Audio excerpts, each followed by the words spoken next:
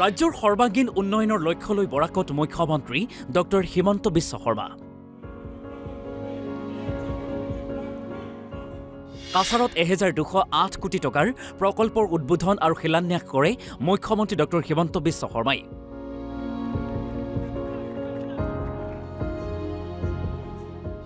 $177 কোটি টকাৰ ব্যয়েৰে নিৰ্মাণ কৰা শিলচৰ পানী যোগান আঁচনি আজি মুকলি কৰে মুখ্যমন্ত্ৰী ডক্টৰ হিমন্ত বিশ্ব শৰ্মাই।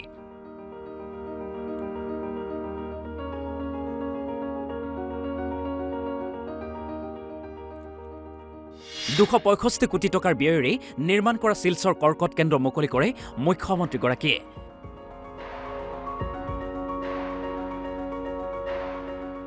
ইয়াৰ পাছতেই আমজুৰ বিন্নাকান্দি ফুলেৰ তলপথৰ উন্নয়ন আৰু উন্নতিকৰণৰ ভূমিপূজন কৰে মুখ্যমন্ত্ৰীগৰাকীয়ে। লক্ষীপুৰত 100খন বিচনাযুক্ত জিলা চিকিৎসালয়ৰ শিলান্যাস কৰে মুখ্যমন্ত্ৰী ডক্টৰ হিমন্ত বিশ্ব শৰ্মাই। কৰিমগঞ্জত 881 কোটি টকাৰ প্ৰকল্পৰ উদ্বোধন আৰু শিলান্যাস কৰে মুখ্যমন্ত্ৰীগৰাকীয়ে।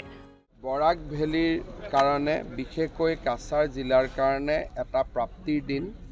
কাছাৰ কেঞ্চাৰ কেয়াৰ হস্পিটেল 265 কোটি টকা খৰচ কৰি ৰাজ্য চৰকাৰ আৰু টাটা ট্ৰাষ্টে নিৰ্মাণ কৰি উলিয়াইছে।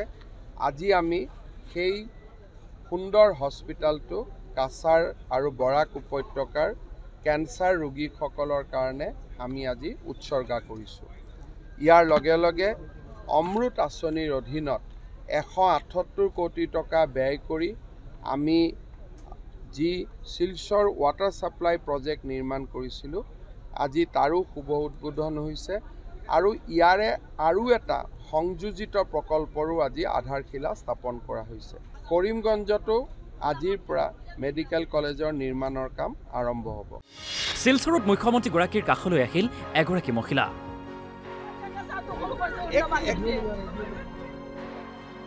ভূমাফিয়াৰ দপদপনিত অতিষ্ঠ হৈ মুখ্যমন্ত্ৰীগৰাকীক অভিযোগ দাখিল কৰিলে মহিলাগৰাকীয়ে।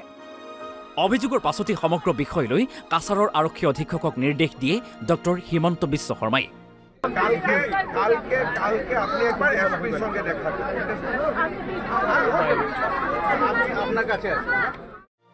বৰাকৰ কাৰ্যসূচী সামৰি মুখ্যমন্ত্ৰীগৰাকী উপস্থিত হৈ গৈ কাৰ্বি আংলঙত।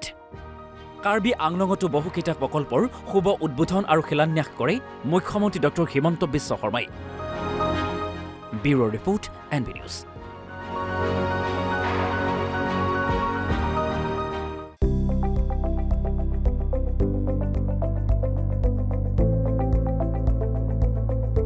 NB নিউজ, সহজ সৰল ভাষাত নৱভাৰতৰ কথা।